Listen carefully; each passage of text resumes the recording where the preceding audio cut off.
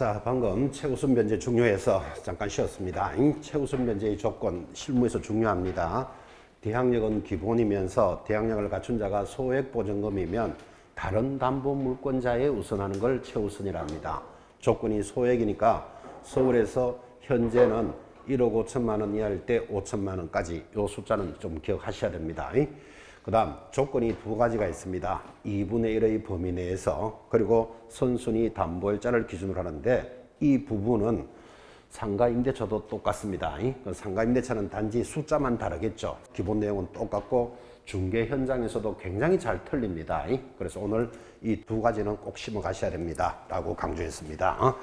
자, 이제 548페이지에 들어오니까 하단에 3번 보증금과 차임의 정감 청구권이라는 단원이 들어왔습니다. 뭐 너무나 가볍지만 548페이지 하단 박스에 보시면 거기 3번에 1 내려오니까 제7조 1항이죠. 거기 보시면 동그라미 2번 보시면 이런 정액의 청구는 약정 차임이나 보증금의 20분의 1을 초과하지 못한다. 찾으셨나요? 작은 글씨. 자, 20분의 1 다른 말로 뭐 5%를 초과할 수 없는데 자, 이걸 가지고 문제를 굳이 건다면 정액은 5%입니다. 20분의 1. 근데 거기 정감은 하고 들어올 때를 아주 조심하셔야 됩니다. 정액의 청구는 20분의 1을 넘을 수 없다. 그죠? 정감, 그럼 깎아주는 거는 몇 프로까지? 얼마든지 깎아줘도 욕하지 않습니다. 그래서 감이 안 들어간다는 걸 굳이 잘 보셔야 됩니다. 그게 강조를 안 하면 정액은 20분의 1을 너무나 잘 알면서 정감은 하고 들어올 때 딸려 들어간다니까요. 감은 깎아주는 것은 얼마든지 깎아줘도 욕하지 않는다. 그래서 정액 척하시는데 자, 이제 이게 적용되지 않는 범위가 있습니다. 그래서 이게 중요한 판례입니다. 549페이지입니다. 오른쪽에 상단에 가니까 판례 동그라미 1번 찾으셨나요? 별표입니다. 정액의 청구는 약정 차임이나 보증금의 방금 했지만 20분의 1을 초과하지는 못한다. 고 정하고 있지만 위 규정은 임대차 계약의 존속 중 당사자 일방이 약정한 차임 등의 정감을 청구한 때 적용하고 지금도 줄 것입니다. 임대차 계약이 종료되고 재계약을 하거나 재계약의 동그라미 바로 밑에 임대차 계약 종료 전이라도 당사자 합의로 자 당사자 합의 동그라미 놓고 정액된 경우에는 적용하지 않는다 이랬단 말이에요. 이 판례는 굉장히 중요합니다. 상가도 똑같습니다. 자, 다시 묻습니다. 주택임대차는 얼마를 정액 올리고자 할 때 올릴 수 있다? 5%를 올릴 수 있다. 근데 5%가 적용되지 않는 게 두 군데가 있다니까요. 첫 번째 뭐 재계약 시, 두 번째는 당사자 합의 시. 당사자 합의 시는 설명할 필요 없죠. 자기들끼리 뭐 50%가 아니라 500% 올려주겠다는데 말릴 사람 없잖아. 그죠? 그래서 합의 시는 관계없는데 재계약 시 적용하지 않는다는 걸 꼭 판례로서 가지고 계셔야 됩니다. 이거를 이렇게 설명합니다. 실제 사례를 들면 더 편하죠. 또 듣기도 편하고. 제가 예전에 그죠? 광명 쪽에 전철을 타고 가는데 낮 시간에 그죠? 굉장히 이제 전철이 복잡했는데 이제 마침 앞에 서는 자리가 비었어요. 억수로 기분 좋죠. 내 앞에 자리가 비면. 그래서 이제 앉아서 살짝 조는데 그죠? 졸고 있는데 이런 이야기가 들리는 거예요. 거기 광명 쪽인데 내 동생이 지금 보증금 2억의 아파트 전세를 살고 있는데 지금 계약이 끝나니까 집주인이 1억을 더 올려달래. 그죠? 지금 2억에 살고 있는데 1억 더 올려서 3억에 이제 하자 이 말이잖아. 지금 그죠? 보통 다 부담스럽습니다. 대출 받는 것도 한두 개도 있고 그러면 보통 광명에서 더 시골로 나가야 돼. 그래서 내 동생이 2억에 살고 있는데 1억을 더 올려달라 그러니까 걱정이다 이렇게 이야기를 하니까 그 옆에 같이 서 있는 분이 이제 제가 얼굴은 안 보이죠. 눈 감고 있으니까. 공인중개사 공부하다가 2달 만에 탈락하신 분이에요. 그걸 안 봐도 알아요. 그거는. 왜 그러냐면 주택임대차 보호법은 5%만 올려줄 수 있다. 그러니까 2달을 공부했으니까 그건 알고 있다니까 지금 그죠? 그래서 2억에 대해서 5% 1,000만 원만 더 올려주면 된다. 법에 그래 돼 있다. 이렇게 설명하는 거예요. 그러니까 그 이야기 하시는 분이 안 봤는데 얼굴이 환해지면서 아 그런가 이러는데 제가 속으로 2달하고 탈락했네 딱 기억나더라고요. 아니 아예 듣지를 안 했으면 5%도 모를 거잖아 사실은 그죠? 뭐를 안 듣고 갔다? 지금 이걸 안 듣고 간 거예요. 5%가 적용되지 않는 거 뭐 재계약 시에는 적용하지 않습니다. 그래서 계약이 끝나서 새로 할 때는 1억이 아니라 10억이라도 뭐 올려줄 수 있으면 있고 안 올려주면 나가는 거지. 거기에서 5%만 적용되지는 않는다는 걸 지금 기억하시라고 하는 이야기예요. 자, 5%의 정액이 적용되지 않는 거 첫 번째 뭐 재계약할 때 적용하지 않습니다. 두 번째, 당사자 합의. 합의는 이야기할 필요 없죠. 자기들끼리 합의했다는데 뭐 그죠? 그 굉장히 중요한 판례 익히시고. 자, 내려가면 큰 4번 보증금의 월 차임의 전환 시 산정률의 제한입니다. 제일 밑에 박스에 보면 영구조 해가지고 거기 영구조의 두째 줄에 정하는 비율이란 이 연일할을 말한다. 찾았나요? 연일할 동그라미. 그리고 바로 밑에 7조 2항에 따라서 대통령령으로 정하는 비율이라는 것은 연 2%를 말한다. 연 2% 동그라미. 그게 무슨 말인가 하니까 이 이야기를 하고 있습니다. 자, 지금 월 차임의 전환은 이렇게 일어나겠죠. 지금 원래 보증금이 1억이었습니다. 그런데 집주인이 야, 보증금 1억을 받아서 은행에 넣어봤자 이자도 별로 없더라. 그래서 보증금은 5천만 원으로 내리고 거기 나머지 5천에 대해서는 월세로 좀 주시오. 이런 경우가 있다, 없다? 아주 많죠. 요즘은 월세로 많이 가니까. 자, 그러면 5천만 원을 월세로 달라는데 이걸 얼마를 줘야 되느냐에 대해서 우리 법원 방금 체크하셨죠? 얼마? 연 10%, 기준금리 더하기 2%를 초과할 수는 없다. 초과할 수는 없으니까 낮은 금액으로 하라 이런 뜻이에요. 자, 연 10% 이게 1할이죠. 그 다음에 기준금리 더하기 2%인데 기준금리는 한국은행에서 석 달마다 발표합니다. 그럼 3개월마다 발표하는 걸 여러분 암기할 필요는 없고 지금 제 기억으로는 지난 3월 달인가 발표할 때 0.75인가 그럴 거예요. 기준금리가. 그럼 0.75 더하기 2%면 2.75를 넘을 수 없다. 이런 뜻이겠지, 그죠? 뭐 계산 문제까지 크게 나올 일은 없고 10%구나. 지금 현재 기준으로 연 2.75%를 초과할 수 없으니까 2.75%로 받아라. 그런 뜻이고 계산하기 좋게 기준금리를 1%라 했다고 칩시다. 그럼 1%면 더하기 3%를 초과할 수 없다 이 말이죠. 그럼 5천만 원에 대해서 10%는 해당 없으니까 낮은 거 3%면 5천만 원 곱하기 연 3%, 3, 5, 15, 150만 원 나오겠죠. 이게 연이니까 나누기 12를 하면 월이 나온다고. 그럼 대충 월세가 얼마쯤 보일 겁니다. 그 금액을 초과할 수는 없다. 이를 주택임대차의 월차임의 전환, 숫자는 봐놓으셔야 됩니다.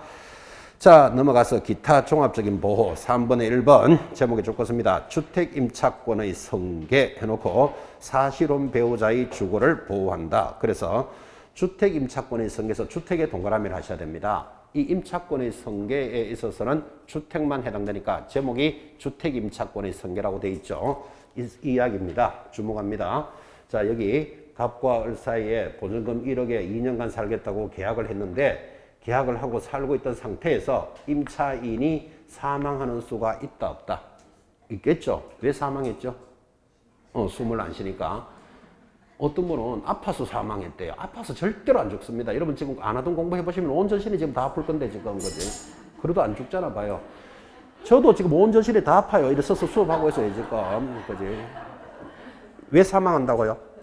숨만 쉬면 사망해요. 아파서 사망하는 게 아니고. 그래서 임차인이 그렇게 이제 계속 숨만 쉬면서 하는 거예요. 그죠? 자, 사망했습니다. 사망을 하면 같이 살고 있는 배우자가 이 보증금 1억을 받아갈 권리가 있다 없다? 당연히 있지. 이걸 뭐라 그런다? 상속이라 그럽니다. 무슨 놈의 법이 야, 계약한 사람이 죽어서 니는 계약한 자가 아니잖아. 보증금 받지 말고 길바닥에 나가라. 그럼 우리나라는 IS 비슷한 국가 된다 그랬잖아 지금. 그죠? 그럼 당연히 배우자가 받는 것을 상속이라 합니다. 다시 임차인이 살고 있는 자가 자식하고 같이 살고 있습니다. 그럴 수도 있잖아. 그죠? 그런데 임차인이 사망했다. 자식이 보증금을 돌려받을 수 있겠죠. 그것을 뭐라고 부르죠? 상속이라고 부른다고. 그래서 우리 민법에 상속이 정해져 있으니까 상속인이 있으면 지금 이런 이야기 할 필요가 없다고. 뭐 성계합니다, 맙니다 할 필요가 없다고요. 그런데 임차인이 같이 살고 있는 자가 사실상 혼인관계자입니다. 사실상 혼인관계자는 무슨 뜻이죠? 혼인신고가 안 돼 있으면서 같이 사는 사람이에요. 혼인신고가 안 돼 있고 같이 사니까 서류상으로는 남남이잖아. 그죠? 그러면 이 사람이 이 보증금 1억을 돌려받을 권리가 있다 없다? 있다. 그래서 이거를 상속이라 말하지 않고 성계 이렇게 말하는 거예요. 그래서 이 주택임대차 보호법은 얼마나 잘 만들었는가 하면 이 임차인과 사실상 혼인관계자가 살고 있는데 한 사람이 죽어버리면 보증금 못 받는다. 그러면 두 사람이 생활이 얼마나 불안하겠어요. 야, 네가 먼저 살까? 내가 오래 죽을까? 뭐 이러고 서로 쳐다보고 있어야 되잖아요, 지금. 그죠? 그래서 사실상 혼인관계자가 성계하도록 만들어준 겁니다. 이런 제도는 어디에만 있다? 주택에만 있어요. 상가에는 없기 때문에 사실상 혼인관계자 하는 말의 의미를 짚으시고, 자, 또 중요한 게 따라옵니다. 밑에 크게 내려오면 임차권 등기 명령 신청 제도 역시 별표입니다. 상가하고 글자 하나 안 틀리게 똑같습니다. 자, 그 임차권 등기 명령은 제목이 중요합니다. 여러분, 임차권이라는 채권은 등기하는 게 아닙니다. 그런데 임차권을 등기를 하는데 명령에 의해서 하겠다. 지금 이렇게 돌았다 이 말이에요. 자, 약간 옆으로 가서 공시법입니다. 등기법으로 넘어가서 여러분 아파트 새로 사면 내 소유권 이전 등기한다. 이런 말 들어보셨죠? 자, 그럼 등기를 신청하는 방법은 두 가지밖에 없어요. 첫 번째 무슨 방법? 등기를 신청하는 방법은 1. 당사자 공동 신청의 원칙. 그죠? 그래서 아파트를 사면 파는 사람 매도인과 매수인이 같이 가서 등기 신청하는 거예요. 요즘은 이제 그렇게 잘 안 하고 법무사한테 맡기죠. 인감 다 떼가지고. 어쨌든 공동 신청의 원칙. 두 번째는 촉탁에 의한 등기 신청. 등기를 신청하는 방법은 두 가지밖에 없어요. 촉탁 등기라는 것은 관공서에서 등기를 신청하는 거예요. 자, 그러면 등기는 당사자 공동 신청의 원칙, 그 다음에 촉탁에 의한 등기 두 개가 있는데 사실은 하나가 더 있다고. 법원의 명령에 의해서 등기를 한다고요. 자, 그럼 법원의 명령에서의 등기를 하기 때문에 이거는 당사자가 공동으로 못 가. 한 사람이 가도록 해주는 거예요. 자, 그러면 밑에 법조문이 쫙 들어오는데 보기 전에 그림부터 한번 보고 법조문을 봅니다. 두 번 수업하는 거죠. 자, 임차권 등기 이렇게 일어납니다. 예를 들어서 그죠? 여기 갑이 보증금 뭐 을하고 5천만 원에 전세 산다고 칩시다. 자, 그런데 기간이 끝났어요. 기간이 끝났으면 을은 어떻게 하죠? 보증금 받아서 이사 나가면 되겠죠. 또 직장이 지방으로 발령도 났어요. 자, 그러면 보증금 받아서 나가면 되는데 집주인이 보증금을 안 내줍니다. 왜 안 내줄까요? 돈이 없어서, 내주기 싫어서, 뭐 여러 가지 사정이 있겠죠. 어떤 주인은요, 네가 세놓고 보증금 받아서 나가라. 뭐 이런 주인도 있고, 어쨌든 보증금을 안 내주는 거예요. 나는 발령은 났는데, 그죠? 보증기간도 끝났는데, 그러면 여러분 같으면 어떻게 해요? 여러분이 어리라면? 자, 기간이 끝났고, 직장은 발령 났고, 그죠? 근데 보증금은 안 올려줘. 그러면 일단 직장이 급하니까, 일단 직장 따라 갔다가, 그죠? 다음 주 일요일쯤 삽을 들고 와야지. 이렇게 생각하겠죠. 그런데 직장 따라 가는 순간 뭐가 깨집니까? 대항력이 날아가 버린다니까요. 이사와 전입신고가 깨지게 되니까 이 사람 보증금을 안 내주는 것도 지금 사정이 큰데 만약에 대항력부터 포기해버리면 보증금은 더 멀어지는 거예요. 자, 이사도 못 가, 발령은 났어, 뭐 보증금은 안 내줘. 이런 답답한 사정을 해결하기 위해서 임차인은 법원에다가 내 임차권을 등기해 주세요라고 신청을 하면, 이거는 공동으로 갈 수가 없죠. 임대인이 따라갈 일이 없으니까. 단독으로 신청을 하면 법원의 명령에 따라서 등기가 딱 일어나고, 등기가 일어난 상태에서 이사를 나가더라도 뭐는 인정해 주겠다? 대항력은 인정해 주겠다. 이렇게 해서 최소한 직장은 갈 수 있도록 만들어 줘야 될 거 아니냐고, 그죠? 이런 제도를 임차권 등기 명령 제도라고 합니다. 굳이 강조하는 이유 중에 하나가, 그죠? 만약에 기간은 끝났는데 보증금을 안 내주면 어떻게 합니까? 하니까 임차권 등기합니다. 이렇게 대답하는 사람 많아요. 뭐를 놓치는가 하면 임차권 등기를 한다고 보증금을 내준다는 이야기가 지금 아니잖아, 여기서. 그죠? 법원이 보증금 내주는 기관이 아니잖아. 그죠? 보증금은 누구한테 받아야 돼요? 집주인한테 받아야 되지. 임차권 등기를 했다고 보증금을 내주진 않잖아. 지금 뭐를 인정해 준다? 대항력을 인정해 주겠다. 이런 제도예요. 자, 그래서 개념이 중요합니다. 자, 교재 550페이지 하단 3조 3항 첫째 줄에 임대차가 끝난 후 이렇게 나가죠. 끝난 후에 동그라미 별표예요. 그러니까 이 제도는 임대차가 끝난 후 진행되는 거지, 내가 임대 중인데, 임차 기간 중인데 발령 났으니까 등기하고 나가겠어요. 그런 말은 없어요. 끝난 후 보증금이 반환되지 아니한 경우 임차인은 자기가 또 이사 가는 곳에 사는 게 아니고 임차 주택의 소재지를 관할하는, 줄 것이야 돼요. 그래서 주택이 있는 소재지를 관할하는 지방법원, 지원, 시군법원에 임차권 등기 명령을 신청할 수 있다. 그래서 끝난 후 찾으셔야 되고, 그 다음 어디서 등기를 신청하느냐, 이런 게 실무적으로 중요하다 이 말이에요. 자, 그때 오른쪽 올라가서 그때 적어낼 때는 신청의 취지와 이유 이런 것들은 여러분들이 읽어보시면 되겠죠. 자, 이제 여기서 이 등기를 하는 가장 큰 이유가 쭉 내려가면 동그라미 5에 하나, 둘, 셋째 줄을 붙어 있습니다. 5번의 셋째 줄을 다만 찾으셨나요? 자, 역시 별표 놓고 줄 걸 치는 것도 괜찮죠. 임차인이 임차권 등기 이전에 이미 대항력이나 우선 변제권을 취득했다면 그 대항력이나 우선 변제권은 그대로 유지가 되며 임차권 등기 후에는 제3조 1항 2항 또는 3항의 대항력권을 상실하더라도 이미 취득한 대항력이나 우선 변제권은 상실하지 않는다. 그래 이것 때문에 하는 거죠. 그 대항력을 인정해 준다. 자, 하나 더 있습니다. 6번. 그때 임차권 등기 명령의 집행에 따른 임차권 등기가 끝난 주택의 일부분이라면 거기 두째 줄에 그 이후에 임차한 임차인은 줄곧 별표입니다. 8조에 따른 우선 변제권을 받을 권리가 없다. 이 법조문이 8조에 따른 우선 변제권 그 말을 옆에 갈로 열고 설명해 놨잖아요. 최우선 변제권이 없다 이런 뜻이에요. 이걸 가지고 질문하는 분은 굉장히 많아요. 자, 다시 주목합니다. 지금 우선 변제권 하면 뭐를 기억한다? 확정일자인 후순위 우선하잖아요. 그 다음 최우선 변제권이라고 공부를 하지만 법조문에는 최우선이라는 말은 없어요. 그냥 8조에 의한 우선 변제권 이렇게 들어간다고. 그 8조에 의한 우선 변제권은 소액 보증금이다라는 말이 붙으면 이거를 우리는 일명 최우선 변제권이라고 부르는 거예요. 그러니까 법조문에는 뭐라고 돼 있다? 8조에 의한 우선 변제권이 없다. 그 말이 최우선 변제권이 없다. 이렇게 설명을 해놨잖아요. 지금 그죠? 이야기를 하고 있습니다. 자, 여러분 여기 대항력을 갖추기 위해서 이사를 나가더라도 대항력은 인정해 주는데 이제 집은 비었죠. 이사 나갔으니까.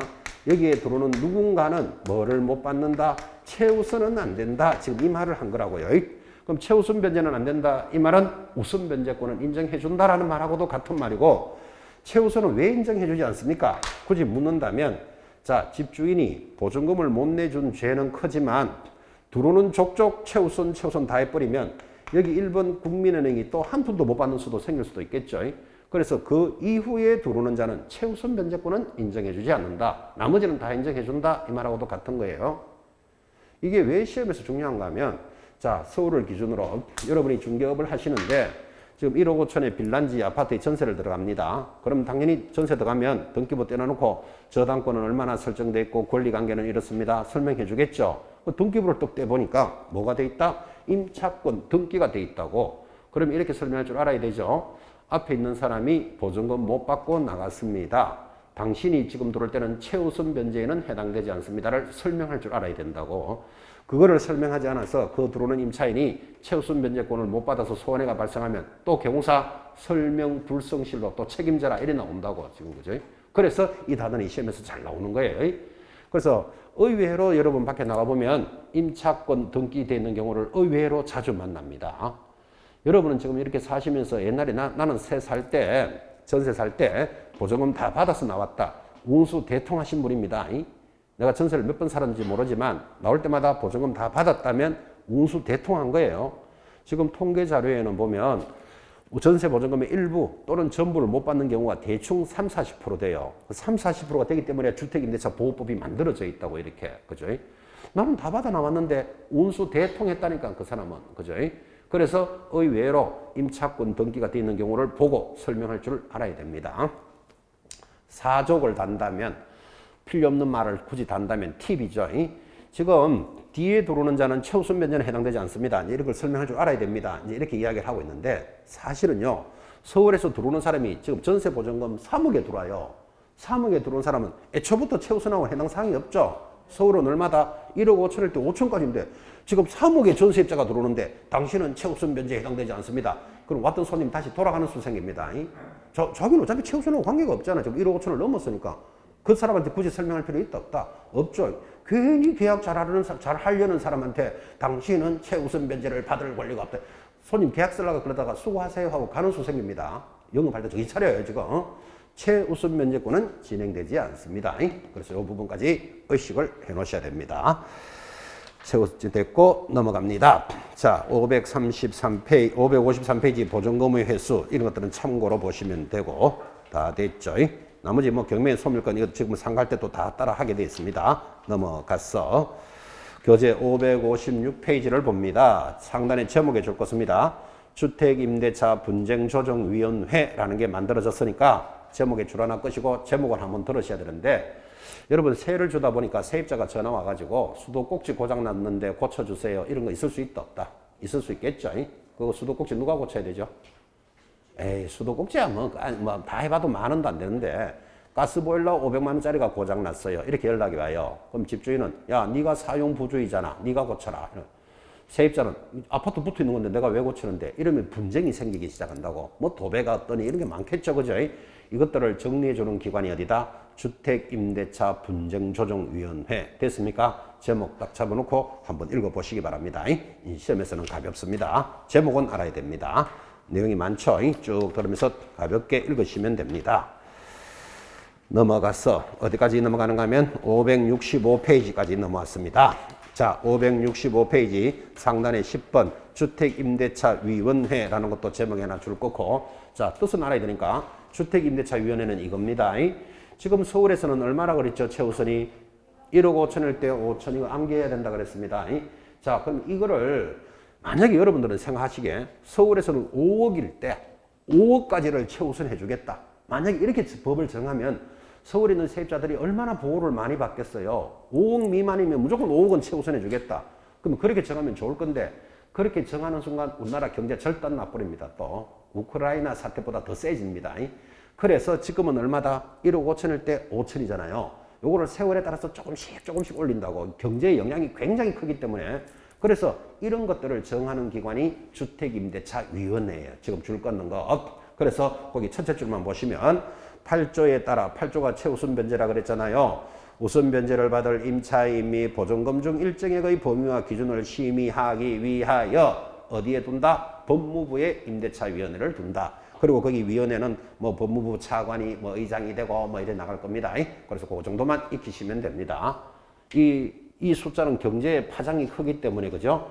1억 5천일 때 5천 이런 숫자들은 비밀스럽게 해야 합니다. 그리고 조금씩 경제에 따라서 올라갑니다. 경제 영향이 크기 때문에 그래요. 왜 큽니까? 그런 거 설명하려면 복잡하니까 주택임대차위원회라는 게 있다. 법무부에 둔다. 그것까지만 익혀보시기 바랍니다. 넘어갔습니다. 넘어가니까 이제 569페이지 또 중요한 상가건물 임대차 보호법이 출발을 합니다.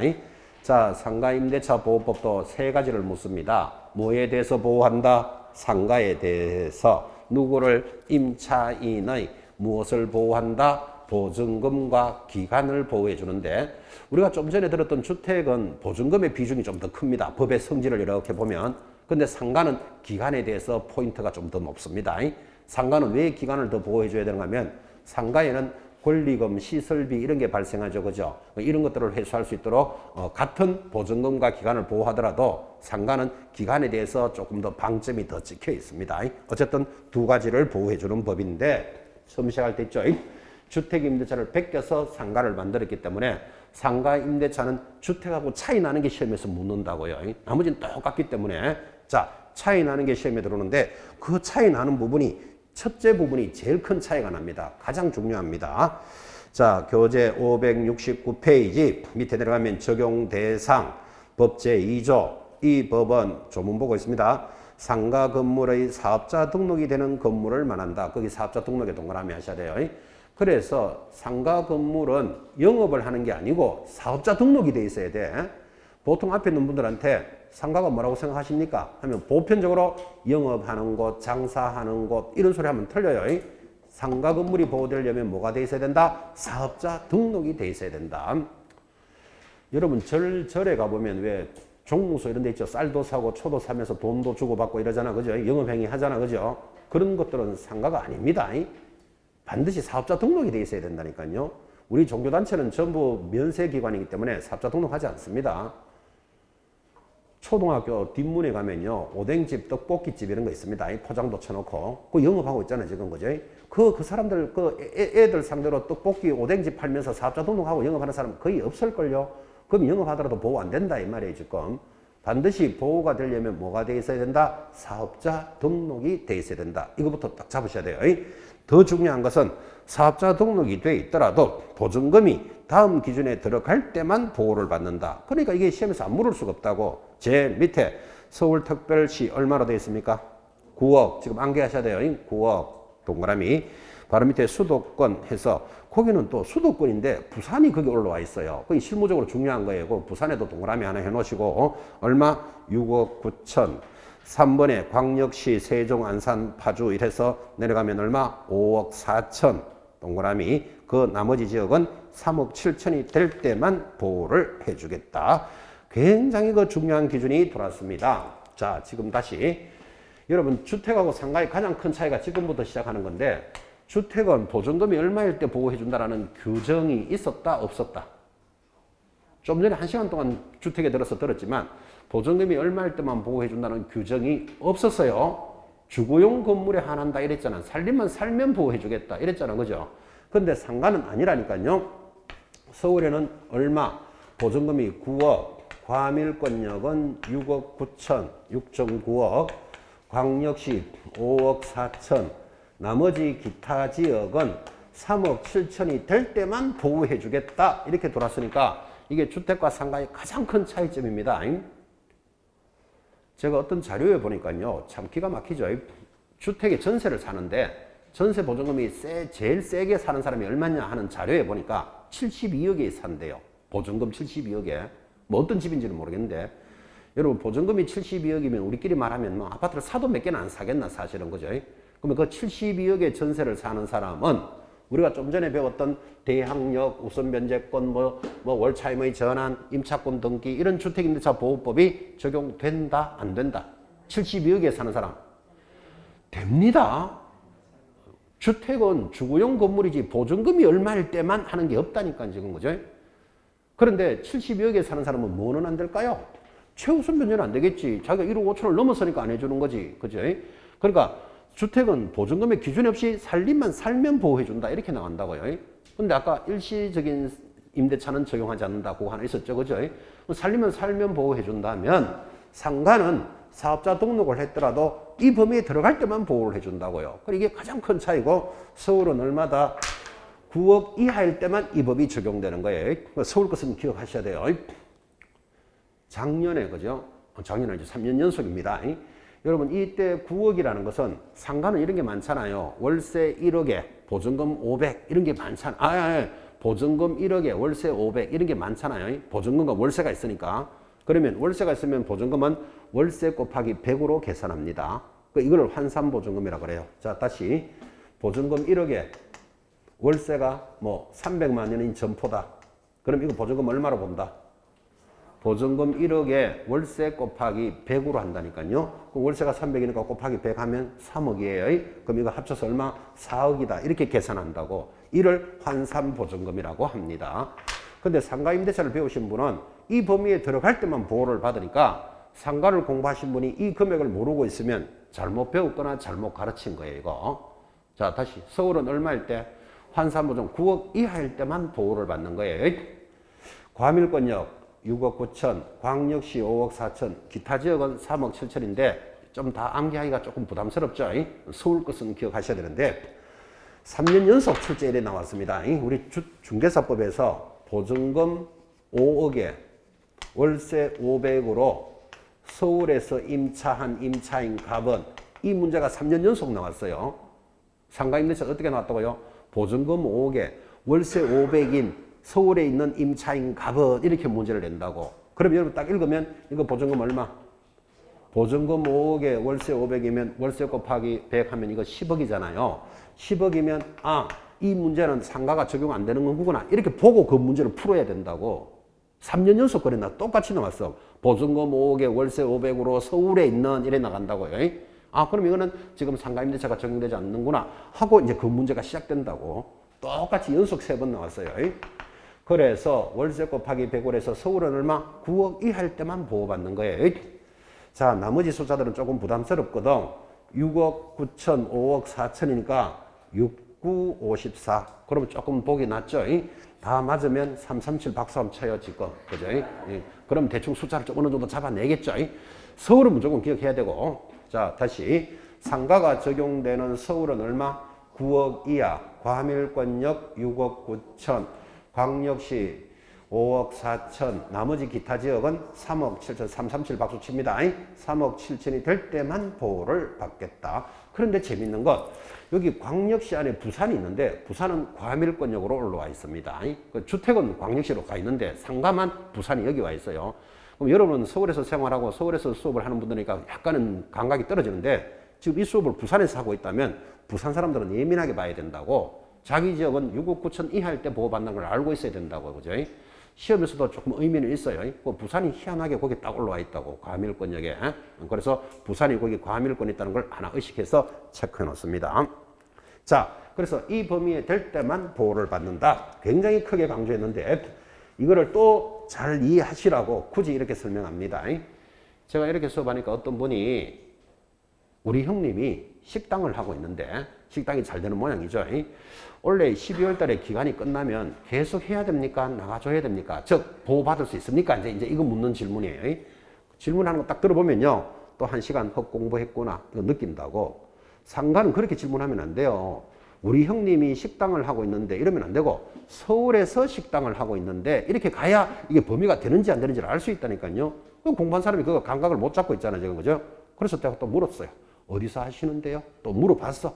학생은 모를 수도 있으니까. 그 다음 대답이 기가 막힙니다. 잘 모르겠는데요. 이래요 또.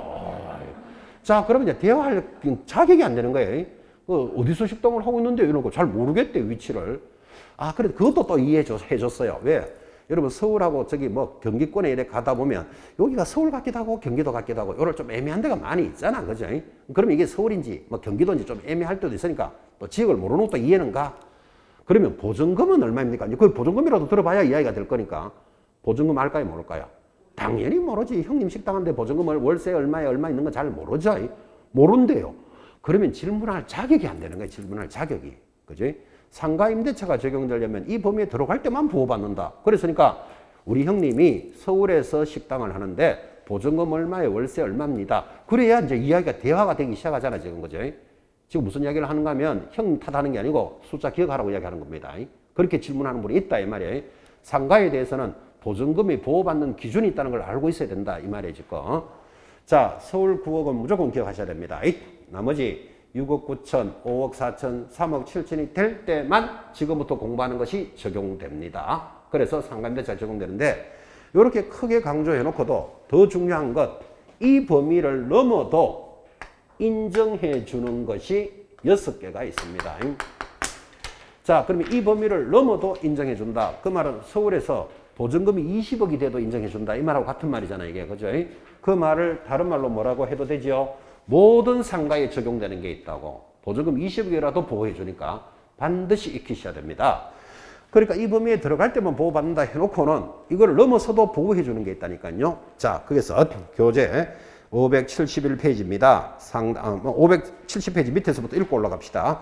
570페이지 제일 하단 2번 환산보증금 이하인 경우에만 적용한다. 방금 이야기했잖아요. 이게 원칙.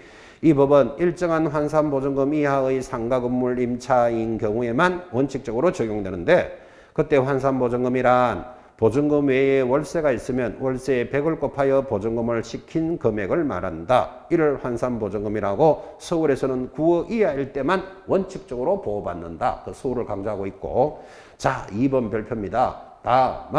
다음의 경우에는 이것을 초과하는 범위에 대해서도 적용해 주겠다 이랬습니다.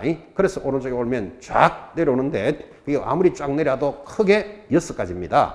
자, 기억, 대항력 동그라미, 니은, 갱신요구권 동그라미, 리얼의 권리금의 정의, 권리금 동그라미. 그게 권리금이 리얼, 미음 같이 3가지 다 붙어 있잖아. 리얼, 미음, 비업. 그죠? 전부 다 권리금의 보호예요. 권리금 동그라미. 시옷, 표준 권리금 계약서 동그라미. 그리고 지역, 3기 차임의 연체에 따른 해지 동그라미. 그 밑에 것도 다 같은 말이고 지금 동그라미 모두 몇 개 있죠? 5개입니다. 그 5개인데 옆에다가 별표 놓고 하나 적으셔야 돼. 이번 2월 1일 도입됐어요. 별표 하시고 옆에다가 받아쓰기 합니다. 감염병으로 인한 코로나죠. 감염병으로 인한 집합금지 명령에 따라 3개월 이상 폐업까지만 적읍시다. 3개월 이상 폐업 했습니까? 해놓고 옆으로 화살표가 있어 해지 가능 끝. 다 적으셨죠? 자, 지금 5가지를 동그라미 했는데 초과해도 인정해 주는 것 5가지인데 하나 도입되기를 요즘 코로나 때문에 집합금지 명령으로 3개월 폐업을 했어요. 근데 3개월 폐업을 했지만 월세는 계속 나갈 거 아니에요. 점포가. 손해가 크죠. 그럴 때는 해지를 할 수 있는 권리를 주겠다. 그거는 이 범위를 넘더라도 인정해 주는 상가에 적용되는 거예요. 요건 요번에 도입됐으니까 표시 딱 해놓으시고. 자, 다시. 굉장히 강조했습니다. 서울에서는 이 범위에 될 때만 보호를 받는데 이거를 넘어도 인정해 주는 게 있다. 첫 번째 뭐 동그라미 하신 거 대항력, 두 번째 갱신요구권, 그 다음에 권리금의 보호, 3기 차임에 따라서 해지, 그 다음에 표준계약서는 인정해 주는데 이번에 도입되기를 감염병에 의해서 3개월 해지 시 해지해 주는 것도 도입이 됐습니다. 그러면 모두 몇 개? 6개. 객관식 문제 내기 너무너무 좋습니다. 딱 체크하시고. 이제 이게 6개인데 그 교재에는 요것들에 대해서 중간중간에 뭐가 많이 들어가 있죠. 그 많이 들어가 있는 게 이런 거예요. 갱신요구권을 기준으로 하면. 자, 갱신요구권은 이제 좀 이따 하겠지만 주택은 아까 2년을 살 수 있는데 몇 년을 더 연장할 수 있다? 2년까지 더 있고 싶다라고 요구할 수 있다 그랬죠. 그때 거절 사유도 공부하셨고. 상가는 원래 기준이 얼마다? 1년이에요. 근데 1년 만에 너 나가라 이러면 권리비 시설비가 크죠. 그러니까 몇 년의 범위 내에서 10년의 범위 내에서 더 할 수 있어요. 갱신요건이 10년의 범위인데 원래 상가나 주택은 정액 올리고자 할 때는 몇 프로죠? 5%를 초과할 수 없어요. 주택이나 상가 똑같아요. 그러면 10년 동안 더 있고 싶다 하면서 한 푼도 안 올려주고 나는 10년 있겠다 이럴 수는 없는 거잖아. 그죠? 그래서 10년 동안 갱신을 요구하면 5%를 적용해 주는데 지금 뭐라고 이야기했는가 하면 이 범위를 넘어도 갱신 요구권을 인정해 준다 그랬잖아. 그죠? 그럼 10년에 갱신 요구권을 인정해 줄 때 이때는 5%가 적용 안 되는 거예요. 5%가 적용 안 되는 말은 무슨 말이다? 자기들끼리 알아서 올리면 된다 이 말이에요. 상가 임대차가 적용되는 범위 내에서는 정액은 몇 프로다? 5%를 초과할 수는 없다. 이해하시겠죠? 근데 갱신 요구권은 저 범위를 넘어도 인정해 준다니까 20억이 되더라도 인정해 주는데 그때 정액은 당사자들끼리 합의하는 거예요. 합의하니까 5% 아니라 15% 올려도 되겠지. 그죠? 그래서 그 부분을 중간중간에 설명해 놓은 거예요. 그게. 자, 그러면 다 정리하면 이래 되는 거예요. 상가 임대차는 이 범위에 될 때만 보호를 받는데 이거를 넘어도 인정해 주는 게 있다. 첫 번째 권리, 대항력, 갱신요구권, 권리금의 보호, 그리고 3기 차임의 해지, 표준계약서, 감염병으로 인한 해지는 이 범위를 넘어도 인정해 준다. 넘어도 인정해 준다는 말은 모든 상가에 적용된다 이 말이에요. 그런데 여기서 갱신요구권은 갱신을 요구할 때는 이 법에 들어갈 때는 5%만 적용되는 거예요. 근데 이 범위를 넘었었다면 그건 당사자들이 합의해서 올리면 된다고. 되겠죠? 그 부분도 비교적 중요하죠? 그거 약간 체크해 놓으셔야 돼요. 뒤편에 나와요. 그죠? 자, 그래서 상가 임대차에서는 제일 중요한 게 지금 이 첫째 부분이었습니다. 그냥 넘기시면 교재 572페이지 똑같이 갑니다. 주택하고 같으니까, 여기 있네. 571페이지. 제일 밑에서부터 보시면 역시 주택하고 같게 일시 사용의 목적은 적용하지 않습니다. 그 주택이나 상가 일시적인 건 적용하지 않는다. 주택은 일시적인 게 어떤 거였죠? 민박, 콘도, 펜션 이런 것들은 적용 안 합니다. 자, 상가는 일시적인 게 어떤 걸까요? 땡처리 점포 이런 거 있어요. 사업자 등록을 했더라도 사장이 미쳤어요. 15일간 합니다. 뭐 이런 거 있잖아요. 그죠? 이런 점포는 이 법이 적용되지 않습니다. 일시 사용. 넘어가서 당연히 미등기 전세에도 준용해 줍니다. 당연히 다 해줍니다. 5번 외국인도 보호됩니다. 그런데 법인은 동그라미 별표. 아까 주택은 법인이 안 된다 그랬잖아요. 그 법인이 안 되는데 되는 법인이 3개 있었지. 자, 주택은 법인은 보호 못 받는데 되는 거 3개 뭐? 토지주택공사, 지방공사, 중소기업은 인정해 준다 그랬어요. 그런데 상가는 법인은 무조건 보호 다 받아요. 왜 그러면 사업자 등록을 하기 때문에 그 법인은 무조건 보호받는다. 내려가면 보호의 내용. 자, 똑같이 갑니다. 기간의 보장. 기간은 기본 몇 년으로 합니까? 1년으로 한다. 아까 주택은 얼마? 2년. 그래 차이점 보셔야 돼요.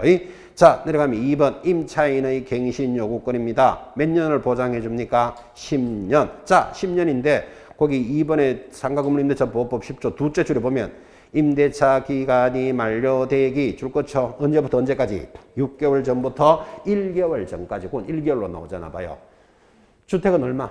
2개월이었어요. 그래서 그 차이점을 체크하라고요. 상가는 1개월 전까지 갱신을 요구할 수 있고 건물 주인은 거절할 수 없다. 이렇게 딱 정했는데 거절할 수 있는 사유가 밑에 1번부터 오른쪽에 몇 번까지? 8번까지가 쫙 돌아요. 거절 사유 돌아가면서 하나씩 나와요. 근데 이 거절 사유는 자세히 보면 임차인이 잘못했을 때 거절하는 거예요. 전부 다. 그때 1번 임차인이 몇 개의 차임을 연체했다? 3기. 주택은 몇 기? 2기 차이점을 그래 보고 있고 나머지 2, 3, 4, 5, 6 똑같습니다. 전부 다 보면 임차인이 잘못하는 건데 그런데 여기에는 뭐가 없죠? 자 이렇게 하면 됩니다. 지금 거기 상가가 거절할 수 있는 사유는 번호가 몇 번까지? 8번까지 됐죠? 주택은 몇 번까지? 9번까지예요. 그럼 주택이 하나 더 있다 이 말이에요. 그 주택이 하나 더 있는 게 뭐다? 아까 했잖아요. 임대인이 직접 거주할 때 거절할 수 있다. 그 주택은 그거 하나 있고 상가는 그거 있다 없다? 없어. 그럼 비교가 똑같이 됐다고요. 자, 뭐 몇 개까지 여러분 알 필요는 없지만 주택 임대차는 갱신 요구 거절할 수 있는 사유 몇 개? 9개. 상가는 몇 개? 8개. 그럼 한 개가 남았잖아요. 한 개는 주택에만 있는 거예요. 임대인이 직접 거주할 때. 그래서 그것만 체크하시면 됩니다. 자, 그리고는 573페이지 박스 밑에 내려오니까 동그라미 1번.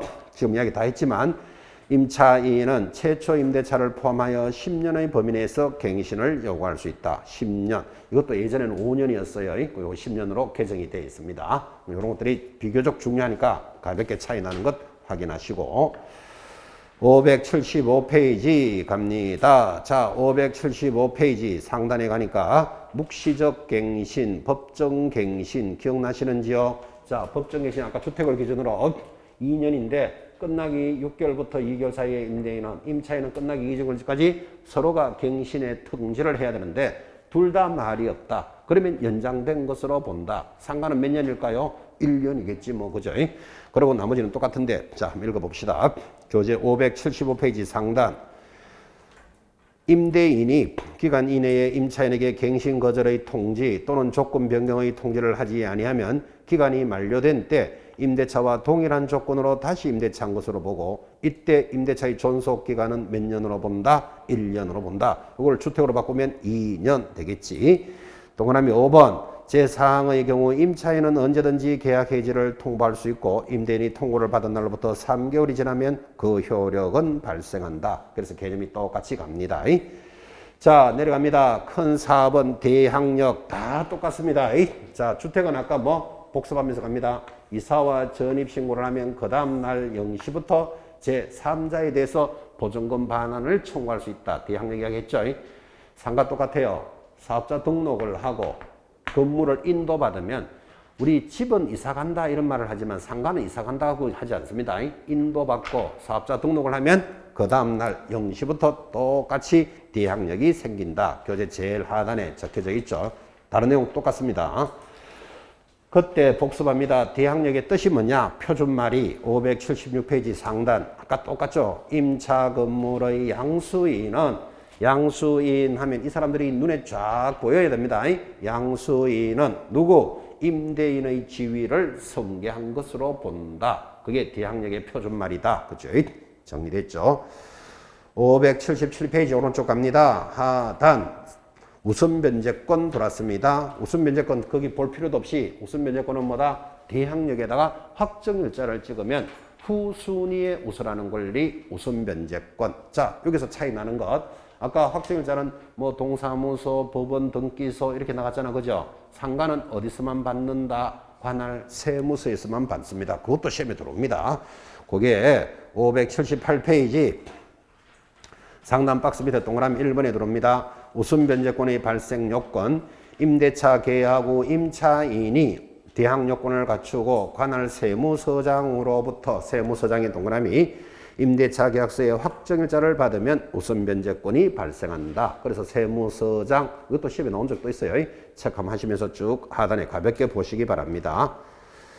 579페이지 상단에 가면 확정일자 부여와 정보 제공 그것도 역시 가볍게 보시면 되는 내용 크게 설명도 필요 없습니다.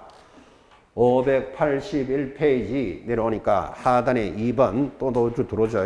소액보증금의 일정액의 보호 이게 표준말입니다. 소액보증금의 일정액의 보호를 우리는 뭐라고 부른다? 최우선 변제권. 내용이 똑같습니다. 똑같다는 말은 이겁니다. D학력을 갖춘 자가 소액보증금이면 다른 담보물권자에 우선하고 그 다음 주택하고 똑같이 기억합니다. 조건이 두 개. 첫 번째 2분의 1의 범위 선순위가 담보돼 있는 날짜를 기준으로 한다. 내용이 똑같다니까요. 똑같이 가는데 요 금액만 차이가 나겠지. 지금 주택은 암기하라 그랬죠. 서울은 1억 5천일 때 5천. 요거는 좀 기억하셔야 되는데 상가에도 금액이 있겠죠. 상가의 금액 한번 보시렵니까? 최우선 변제 교재 582페이지. 자, 582페이지 거기 중간에 06조 표를 보시면 거기 상단에 1 서울은 얼마로 돼 있죠? 6,500 보이십니까? 그걸 봤으니까 동그라미 한번 하시죠. 6,500. 자, 동그라미 했으면 밑에 7조에 1 서울은 얼마까지 해준다고요?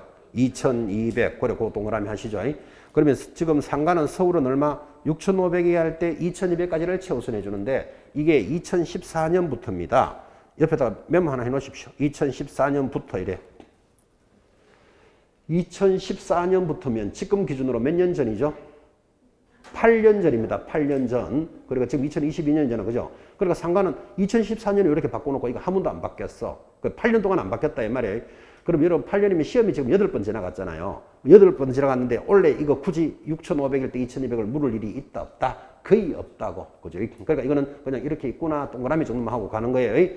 아까 주택은 이거 암기해야 된다 그랬어요. 1억 5천일 때 5천. 상가는요. 지금 6,500일 때 2,200인데 그냥 가볍게 한번 보시면 된다고. 상가의 최우선 변제. 이게 더 중요한 거예요. 밑에 그 밑에 내용은 2분의 1의 범위 선순위 담보일자를 기준으로 한다. 이게 더 중요한 거예요. 이 두 가지는 암기하시라 그랬습니다.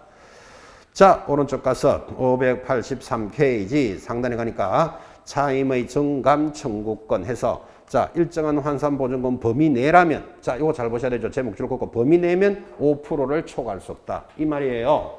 서울은 9억 이하할 때는 올리고자 할 때는 얼마? 5%를 초과할 수 없다. 그러면 이거를 넘었다. 그러면 이제 이거 하고 적용 안 된다. 그 말이에요. 그래서 그게 거기 보면 가운데 동그라미 2번 찾았습니까? 일정한 환산보증금을 초과하는 경우에는 주변 사정을 고려해서 정해라. 이렇게 돼 있잖아. 그죠? 그럼 주변 사정을 고려하라는 말은 옆에다가 적기를 5% X 이래 적어라. 이 말이에요. 5%를 적용하지 않는다. 5% 해도 되기는 되겠지만, 그죠? 5%를 적용하지 않는다는 뜻이다. 내려가서 큰 4번 보증금 월 차임의 전환시입니다. 요거 이제 주택하고 비교하는 거예요. 4번의 제일 밑에 박스 밑에 1 은행법에 따라 하여 거기 은행법에 따라 곱한 비율인데 그 비율을 책에는 안 적어놨나? 넘어가면 적어놨습니다. 584페이지. 자, 584페이지 상단에 가니까 대통령령이 정하는 비율은 연 얼마로 한다? 1할 2푼 동그라미. 584페이지 상단에 있습니다. 1할 2푼 동그라미. 바로 밑에 12조 2의 대통령령으로 정하는 배수란 4.5배 동그라미. 자, 그럼 이렇게 정리만 하면 되겠죠. 아까 했던 거 비교합니다. 주택은 보증금을 월세로 전환할 때는 얼마? 연 10%, 기준금리 더하기 2%를 초과할 수는 없다. 근데 지금 상가는 어떻게 돼 있죠? 연 1할 2푼 12%죠. 그리고 기준금리 배수라 그랬으니까 곱하기 4.5배를 넘을 수는 없다. 숫자만 보시기 바랍니다. 지금 기준금리가 0.75%만 예를 들어 이렇게 된다면 이거 곱하기 4.5 계산도 못합니다. 어질어질하지 하니까. 그래서 계산 문제 낼 일은 거의 없고 요 두 개 비교만 하라고요. 주택은 얼마? 연 10%. 상가는 연 12%. 주택은 기준금리 더하기 2% 중 낮은 거. 상가는 기준금리 곱하기 4.5배 수보다 낮은 거예요. 그래서 숫자만 비교해 보시기 바랍니다. 자, 내려가면 큰 3번 상가 임차인의 권리금의 보호입니다. 상가하면 또 있는 게 권리금이잖아요. 권리금의 보호. 자, 들었고 권리금이 뭐냐? 혹시나 물으시면 이렇게 대답합니다. 3번에 1번에 박스 동그라미 2번 줄 것입니다. 권리금 계약이란 신규 임차인이 되려는 자가 임차인에게 권리금을 지급하는 계약을 말한다. 이랬습니다. 이렇게 가겠죠. 자, 이번에는 상가입니다. 이게 상가의 갑이 건물주인 임대인이겠죠. 을이 임차인. 임차인이 서울에 있는 점포라고 치고 보증금 5억에 뭐 월세가 300이라고 칩시다. 여러분 보증금 5억에 월세 300이면 얼마로 보죠? 8억이잖아. 8억. 그죠? 그러면 서울에서는 보호받을 수 있죠. 그래서 임차인이 얻어서 호프집을 합니다. 왜 호프집을 할까요? 뭐 하고 싶어서 하겠지. 여러분 그죠? 보증금 5억 걸어놓고요. 월세 300쯤 내는 호프집이면 여기 권리금 시설비도 한 1억쯤 더 갈 수 있습니다. 그렇게 해서 영업을 하는데 상가는 기본적으로 몇 년으로 본다? 1년으로 본다. 이렇게 돼 있다고. 그럼 1년이니까 1년 만에 나가라. 그러면 임차인이 권리금이나 시설비가 손해가 클 수 있겠죠. 그래서 갱신을 요구할 권리를 준다고요. 몇 년? 2년, 3년, 4년, 5년, 6년, 7년, 8년, 9년, 10년의 범위 내에서 갱신을 요구할 수 있다. 자, 그때 최초 임대차를 포함하는 걸 잘 보셔야 됩니다. 이거를 제외해버리면 11년 돼버려요. 항상 포함하여 10년의 범위 내에서 갱신을 요구할 수 있다. 자, 그런데 갱신을 요구하면서 한 푼도 안 올려주고 있겠다. 이건 말이 안 맞으니까 얼마를요? 여기에 보증금 안에 들어가니까 5%는 인상할 수 있는 거예요. 근데 만약에 보증금이 20억이다. 그러면 이제 5%는 적용하지 않는다 그랬잖아, 지금 그죠? 그래서 갱신을 요구했는데 영업이 잘 됐겠죠. 한 3년쯤 있다가 병에게 권리금을 받고 넘깁니다. 자, 임차인이 병하고 사이를 신규 임차인 거래요. 자, 지금 줄 끊는 게 권리금 계약이라는 것은 임차인하고 신규 임차인 사이에 일어나는 것을 권리금 계약이란다. 그럼 권리금이라는 것은 건물 주인하고는 전혀 관계없다는 것도 잘 보셔야 돼요. 자, 그래서 이제 권리금을 받고 넘기려고 하는데 이 집 주인이 딱 보니까 건물 주인이 그죠? 호프집이 너무너무 잘 되는 거예요. 서울에서 제일 잘 돼요. 아침 10시부터 호프집에 막 줄 서요. 희한한 동네죠. 하여튼 노가리 집인지 뭔지 모르겠는데 아침 10시부터 막 호프집에 줄 서 있으면 누가 배 아파요. 누가? 건물 주인이 배 아프다고. 그죠? 야, 이 사람 보내고 내가 장사해야 되겠다. 그럴 수 있겠죠. 원래 1년이니까 1년 만에 나가라. 이러면 임차인이 나는 10년을 있고 싶다. 갱신 요구할 수 있다 그랬죠. 그래서 갱신 요구됐는데 이제 권리금을 받고 넘기려는데 지금 보증금 5억에 월세가 300이라 그랬는데 건물 주인이 이제부터 월세는 1,000만 원으로 하겠다. 만약에 이렇게 올려버리면 신규 임차인이 들어올 수 있다 없다? 못 들어온다. 그럼 누가 손해를 본다? 임차인이 손해를 볼 수 있겠죠. 그러면 이렇게 방해하는 행위를 하여서는 아니 된다. 이제 그게 밑에 쭉 적혀 있어요. 딱 이걸 보면 말이 되는 거예요. 전부 다. 방해하는 행위를 하여서는 아니 된다. 그거는 이해하겠는데 그런데 건물 주인이 딱 보니까요. 새로 들어온 임차인이 신규 임차인이 노숙자 같은 분이 오는 거예요. 그럼 저 사람이 돌아가지고는 영업을 잘 못할 것 같아. 자기가 보니까. 원래 건물 주인도 그렇잖아요. 세입자가 똑똑한 사람이 들어와서 영업을 잘해야 월세가 따박따박 잘 나오는데 저 사람은 월세를 잘 못 줄 것 같아. 그러면 거절할 수 있다. 이게 거절 사유예요. 근데 여러분 말은 재밌게 하는데 안 웃깁니까? 딱 보면 영업 잘할 것 같다 못할 것 같다 알 수 있다 없다. 그거 웃기잖아. 그죠? 그래 이 권리금 보호법은 그렇게 막 무작정 만들어 놓은 거예요. 뭐라고 해놓은가 하면 임대인은 거절하여서는 아니 된다. 손해를 배상해야 된다. 라고 해놓고 거절할 수도 있다. 언제? 어리버리한 놈이 들어오면 거절할 수도 있다는데 이거 봐갖고 어리버리한지 아닌지 어떻게 아는데 지금. 그죠? 그 다음에 방해하는 행위도 이렇게 월세가 300인데 월세가 갑자기 1,000만 원. 이러면 이건 방해하는 거 맞죠? 이러니 봐도. 그런데 건물 주인이 뭐라고 하는가 하면 이 동네가 원래 월세가 1,000만 원인데 지금 당신한테는 월세 300으로 준 거야. 그 이제부터 나는 1,000만 원으로 제대로 올려야 되겠어. 제대로 받아야 되겠어. 이러면 그것도 방해하는 행위도 아닐 수도 있잖아. 그죠? 그러면 그런 거를 정리하려면 어떻게 돼야 된다? 이 상가가 기본 보증금은 얼마, 권리금은 얼마라는 게 표가 있어야지 여기보다 더 받으면 이거는 무리한 거다, 아닌 거다 나오는데 이 기준을 국토장관이 정할 수 있다라고 법은 돼 있는데 정했다 안 정했다? 못 정합니다. 전국에 있는 모든 상가에 대해서 월세 기본이 얼마, 권리금은 얼마를 어떻게 정하겠어요? 그죠? 법은 그래 만들어 놨다고. 정할 수 있다 해놓고 안 정했어요. 그래서 그런 걸 시험에 건다 안 건다? 안 건다고요. 걸기가 애매하기 때문에. 그래서 신규 임차인 사이에 일어나는 권리금의 보호라는 개념은 좀 익혀놓고 계셔야 돼요. 가볍게 보셔도 됩니다. 권리금대 꼭 하나 체크해야 될 것이 585페이지 제일 밑에 보면 권리금이 보호 안 되는 게 있습니다. 요 정도는 이제 실무적으로 알아야 된다고요. 585페이지 제일 하단 권리금이 보호되지 않는 것 1번 임대차 목적물인 상가 건물이 유통산업발전법 2조에 따른 대규모 점포. 자, 대규모 점포 줄 꺼놓고 옆에다가 홈플러스 이렇게 딱 적으면 이 얘기 되죠. 바닥 면적 3,000제곱 있으니까 홈플러스 이런 걸 보통 1층, 2층, 3층에 나가면 무조건 3,000 넘어요. 이런 것들은 적용되지 않는다. 또는 준대규모 점포 줄 꺼고 준대규모 점포는 여러분 SSM 점포 이런 말 들어봤나요? 그런 말 잘 안 듣죠? 롯데백화점은 대규모 점포입니다. 백화점 크잖아, 그죠? 근데 롯데백화점 안에 롯데마트 있는 거 아시죠? 그 롯데마트 같은 게 SSM 점포, 준대규모 점포도 보호되지 않는다. 권리금 보호되지 않습니다. 자, 그런데 거기 그 1번의 두 줄을 보면 전통시장과 상가에 가는 것은 제외한다. 제외한다는 말은 보호해준다 이 말이에요. 그래서 이게 바뀌었기 때문에 전통시장은 보호된다. 그거 하나를 좀 체크하시기 바랍니다. 전통시장은 보호된다. 그리고 제일 밑에 또 안 되는 것, 임대차 목적물인 상가 건물이 국유재산법에 따른 국유재산이나 공유재산도 권리금은 보호해주지 않는데, 여러분 상가가 그죠? 국가가 관리하는 게 있을까요? 국공유 상가가 있을까요? 많습니다. 지하철에 가면 상가들 그렇게 많잖아요. 그거 전부 누구 거다? 서울지하철공사 또는 뭐 서울시 이런 데 하고 계약합니다. 그런 것들이 국유 공유 상가입니다. 길가에 가면 구두수선점 이런 거 보셨죠? 컨테이너 박스 그거 전부 다 서울시하고 계약하거나 구청에서 계약합니다. 이런 것들은 권리금이 보호되지 않는다. 그 국가가 가지고 있는 상가도 굉장히 많죠. 그죠? 국공유 상가는 권리금이 보호되지 않습니다. 표준계약서 선정됐고 587페이지 기타 보호에서 거기 4번 1번 임차권 등기 명령 제도 보이십니까? 비교적 중요한데 옆에다가 받아쓰기 하기를 주택임대차와 동일 요래 적어 놓으셔야 된다고. 주택임대차와 똑같습니다.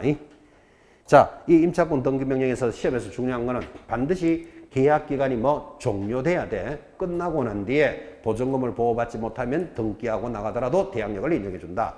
그때 뒤에 들어오는 자는 뭐를 보호받을 수 없다. 최우선 변제는 보호되지 않는다. 내용이 똑같다니까요.